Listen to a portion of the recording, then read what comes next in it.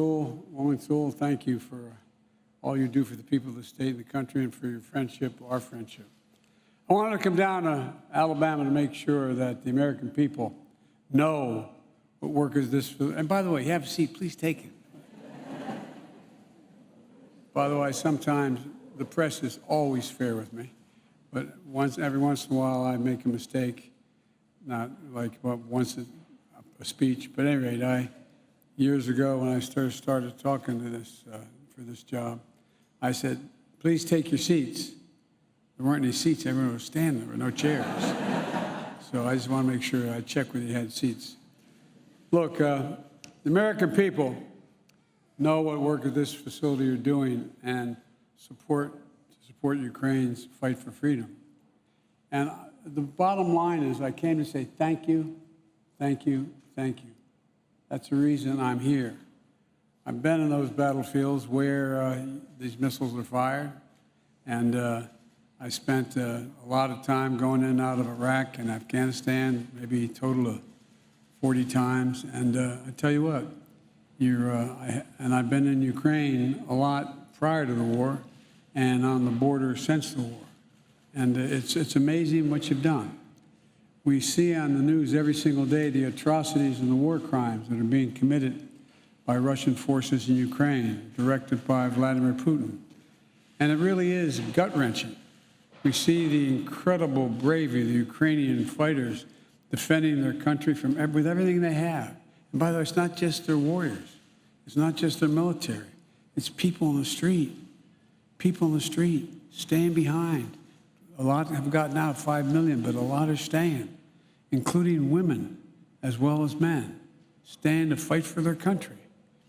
And we know that the United States is leading our allies and partners around the world to make sure the courageous Ukrainians who are fighting for the future of their nation have the weapons and the capacity and ammunition and equipment to defend themselves against Putin's brutal war. A lot of war crimes being committed. But what we don't always see, is the work that makes so much of this possible. And that's you. It's not hyperbole, it's you. You make it possible. You make it possible for them to have a shot. You know, during World War II, the United States was known as the arsenal of democracy. There was Rosie the Riveter, who I actually got to meet, quite frankly, before she passed away, and a lot of people who, in fact, kept it going. I was a slight digression. I went over for the 50th anniversary of the end of World War II, and I was in Normandy, and I went up afterwards with to the cemetery, and I was walking by myself, and it's incredible. It's immaculate. It's perfectly manicured, and the headstones are all the same. I looked down one row, and I saw 3 names, same names, father and 2 sons who had died in the landing. And I was bent down, and I was reading the dates of their births. And all of a sudden, I heard behind me a tinge, up! And I turned around, and there was a gentleman who had to be in his early 80s in a wheelchair, being wheeled by his son, who, big guy, looked like Hoss Cartwright, and his wife, and one other, and a daughter. And he saluted me, so I saluted him, and at the time, and I turned and I said, thank you for what you did. Thank you for literally saving civilization. And he put his hand on his wife's hand was on his shoulder, and he said, no, she did it. She did it. I looked at her and said, she built the landing craft that got us in here. She and her friends, they're the ones that did it. And he went on, and he filled up, and all of a sudden it dawned on me, you're doing it. You really are doing it. You're making a gigantic difference for these poor sons of guns who are under such enormous, enormous pressure and firepower. Those javelins I saw, there's 10 for every tank that there is in Ukraine right now. You're changing people's lives. We built the weapons. No, you really did.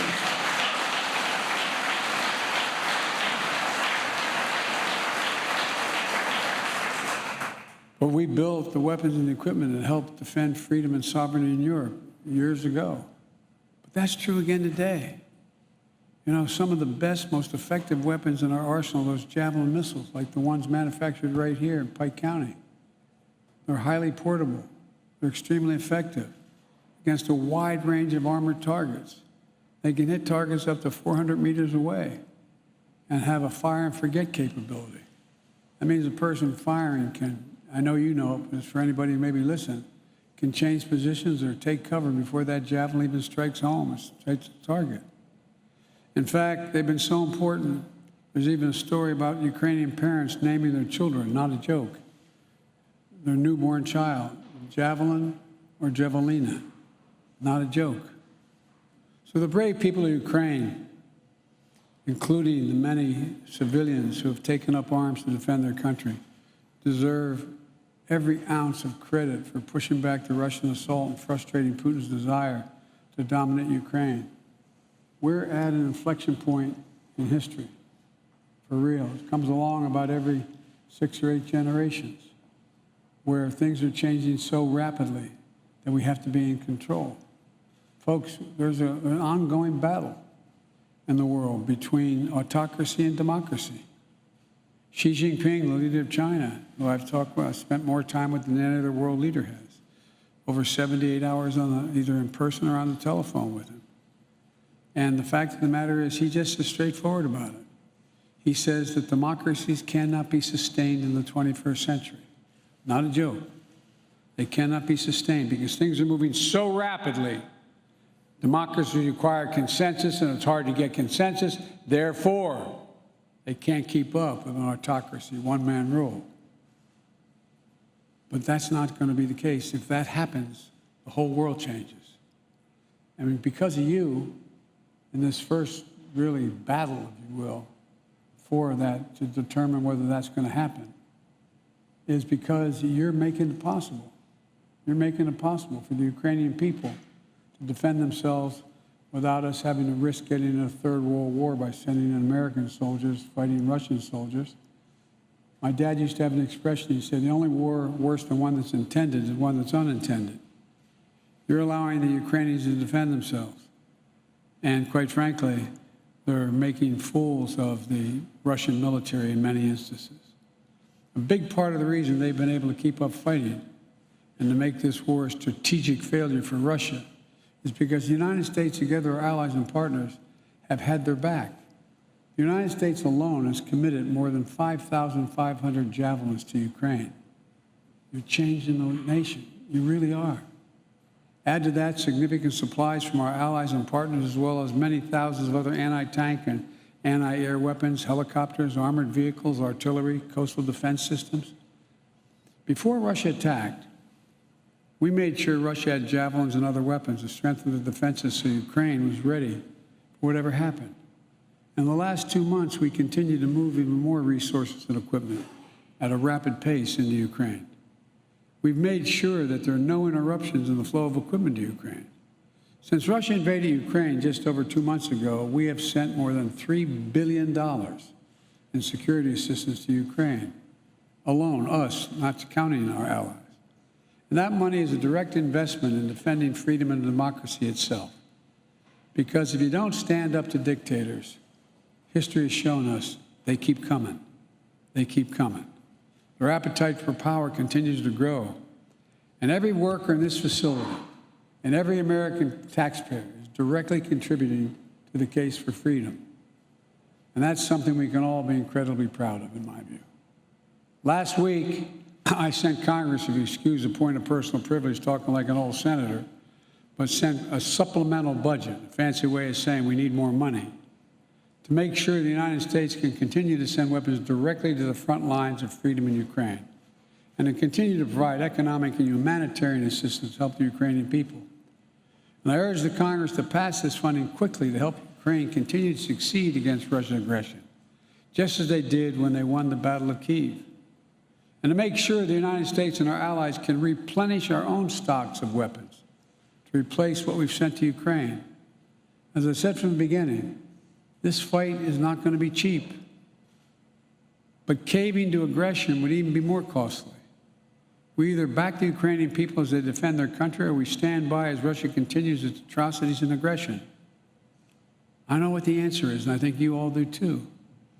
I'll bet I know what the answer to this plan is. There's something else here to be understood.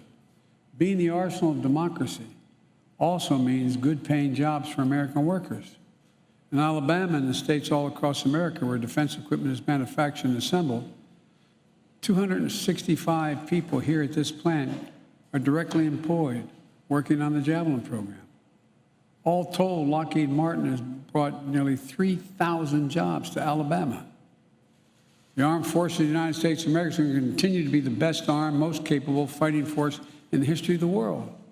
In order to do that, we have to make sure our vital defense supplies are getting the inputs and supplies they need to produce and protect and provide the full capacity. I learned on the tour today that each of the Javelins you produce includes more than 200 semiconductors. I've been a broken record, as the press will tell you, on our need to be able to produce more semiconductors in the United States. We invented the sucker, going to the moon. We, the United States, we're the one that modernized it. We've done more than anybody else. But guess what? We stopped investing in ourselves. We stopped investing in ourselves.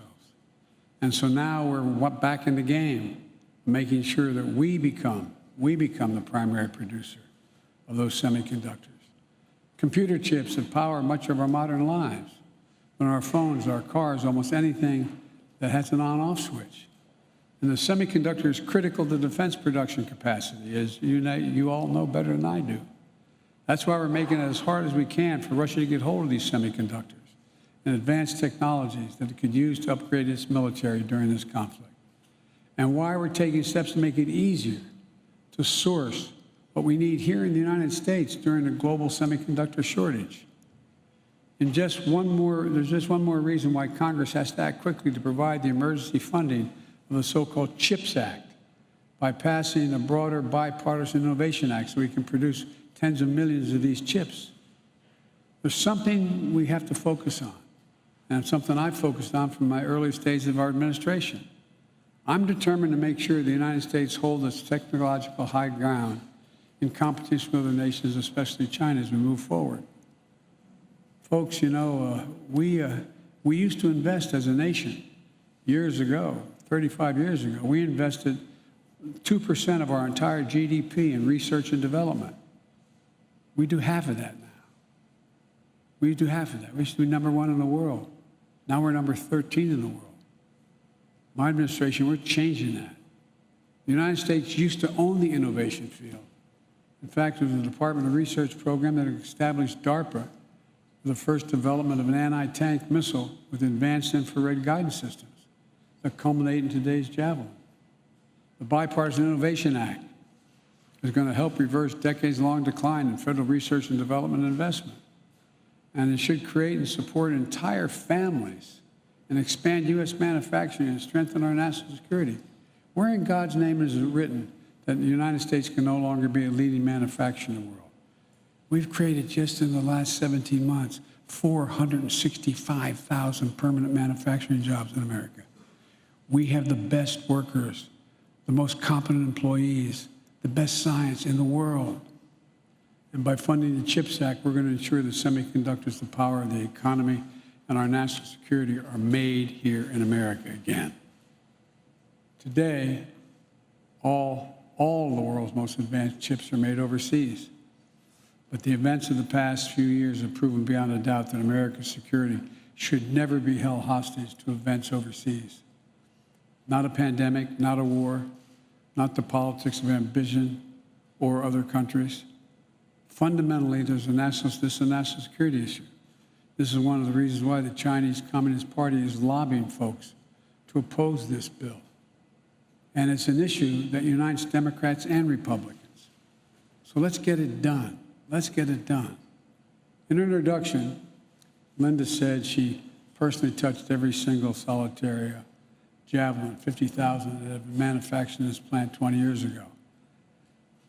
I was worried to shake your hand. I thought you might be electrocuted. But that's where they start, right here, with American skill, American craftsmanship, American patriotism. And just a few days ago, the Wall Street Journal quoted a young Hungarian fighter saying, and I quote, "Without the javelins, it would have been very hard to stop the enemy pushing ahead," end of quote. So these weapons touched by the hands, your hands, are in the hands of Ukrainian heroes, making a significant difference. That's something each and every day you could and should be proud of. And I'm once more urging Congress to quickly pass this supplemental funding bill, over $300 billion, to help the Ukrainians so they can keep all of you very, very busy for a while here. So again, let me end where I began. I came for a basic reason, from the bottom of my heart, to say thank you. Thank you, thank you, thank you what you do. Thank you what you continue to do. Unless you go out in the field and see it, you don't realize what a difference you're making. May God bless you all, and may God protect our troops. Thank you so much.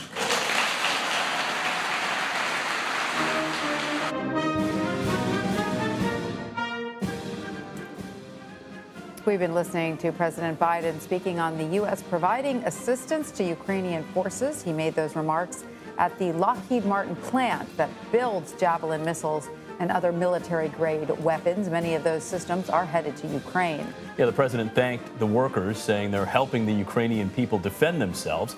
He also pushed Congress to pass his new aid package to make sure production is not interrupted there at the facility.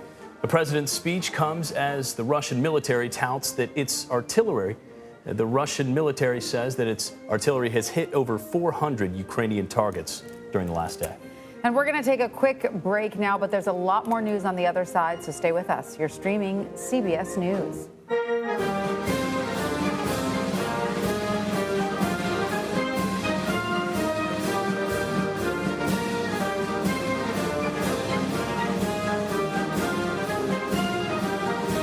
CBS News Sunday Morning with Jane Pauley on CBS.